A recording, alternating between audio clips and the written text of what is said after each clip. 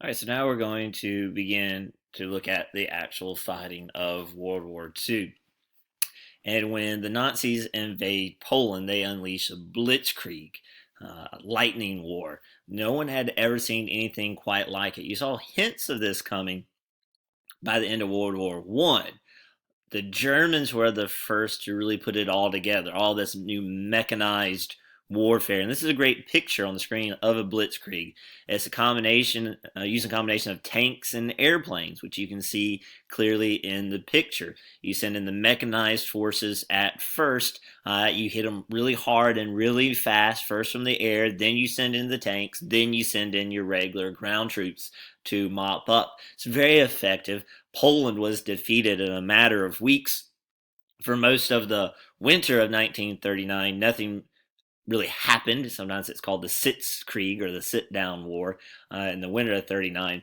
But as soon as the spring of 1940 rolls around, the Blitzkrieg is unleashed again. Countries like Finland falls and Denmark falls.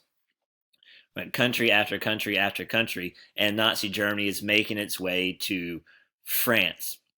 Now, the French had been preparing since World War One by building a massive set of fortifications along the French-German border called the Maginot Line. You can see it in the bottom right-hand part of the map there, that striped line. That was a line of heavy fortifications, big concrete bunkers, machine guns, anti-aircraft guns, and is often considered one of the greatest military blunders in history because all the Nazis did, you can see it in the next map, is they just go around it. They send their tanks through the dense Ardennes forest. They go through Belgium. They just go around the Maginot Line, and they unleash the Blitzkrieg on France. It's very effective.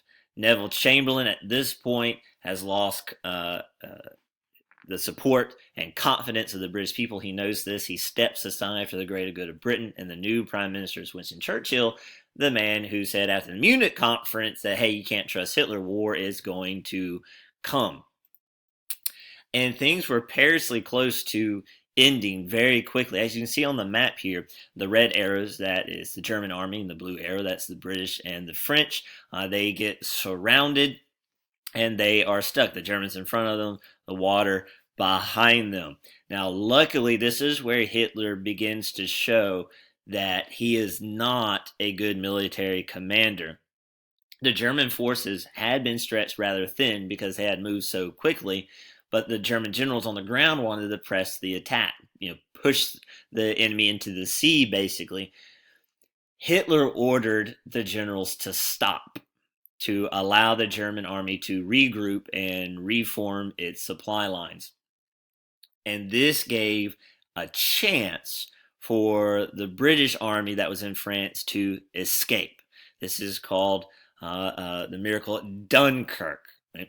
So a call goes out to British citizens that if they have a boat, a vessel that can get across the English Channel, that it is needed. So you have this weird armada set out from Britain's military vessels, merchant vessels, fishing boats, yachts, sailboats, just anything that the British can throw at Dunkirk to try to rescue these soldiers, called the Miracle at Dunkirk. This is one of the ships that actually went. It's very dangerous because the German Luftwaffe Air Force is flying overhead. They're bombing these ships.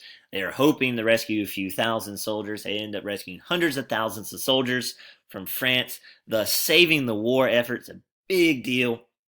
Churchill, after Dunkirk, gives a speech where he lays it out all on the table for Britain. He informs them that France is going to fall soon, but that Britain will continue to fight, that even if they lose the island, they'll continue to fight from the empire, and that they are going to withstand the full force of Nazi Germany, because Churchill said in this speech that basically this is a battle between good and evil, against tyranny and freedom, light against darkness, and Britain was on the side of light, and so they had to stay strong in the face of coming attack. Eventually, Hitler and the Nazis, they take France. This now infamous picture of Hitler in front of the Eiffel Tower. He even makes France sign its surrender in the same railway car that Germany signed its surrender in World War One to rub it in the face of the French. And France is divided into half. there is a supposedly independent France, led by World War I war hero named Pétain, and its new capital out of Vichy. It's called Vichy, France. You see it in the purple there. Supposedly this was a free and independent zone. And then all along the coast and northern France is going to be directly controlled by Germany, the occupied zone. They did not trust Vichy, France to patrol and protect the coast in northern France from a potential British invasion, so it will occupy that itself. So for a while, the only country left standing against the full force of Nazi Germany is Britain, and that's it. Because at the beginning of the war, we were neutral. And our president at the time was Franklin Delano Roosevelt. He wanted America more involved in the war, but his hands were tied legally through acts of Congress, like the Neutrality Act. There's only so much that he could do. But the longer the war went on, the more he pushed that envelope. At first, for instance, we told Britain that we had a cash and carry policy, that if Britain wanted to buy war goods from us, they had to pay us in cash, no credit, and they had to sell over here and pick it up. We weren't going to risk our ships. But then we started sending our ships to Britain anyway, so we got fudged it. Then we started the Lend-Lease program, which we would give them military supplies. In exchange, they would allow us access to military bases around the world. So FDR is doing everything he can to help the British stand up to Hitler while technically remaining neutral. But then, when Japan bombs Pearl Harbor on December 7th, 1941, we declare war on Japan on December 8th, and Japan's ally Hitler declares war on us because he figures it's only a matter of time before we show up and begin to fight. But until that happens, it's Britain. It's Britain all by itself.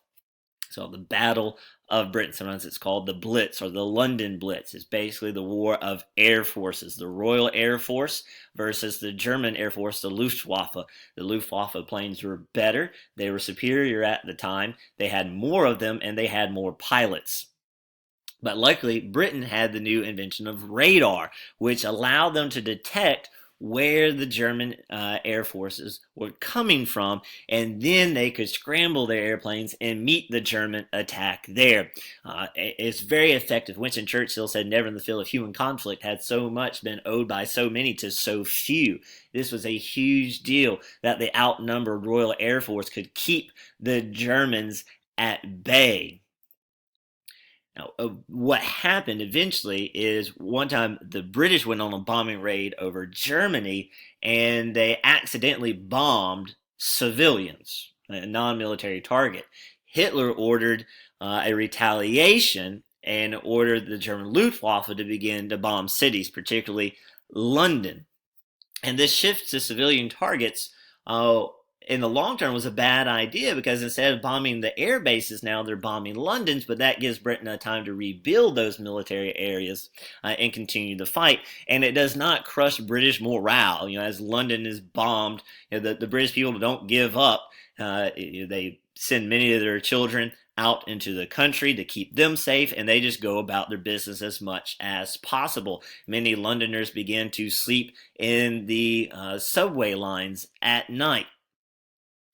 And Britain really shows its determination. Churchill doesn't leave London. You could see him on a regular basis walking around London greeting people. The future Queen Elizabeth would often show up as well as a sign, as a symbol for Britain to continue the fight.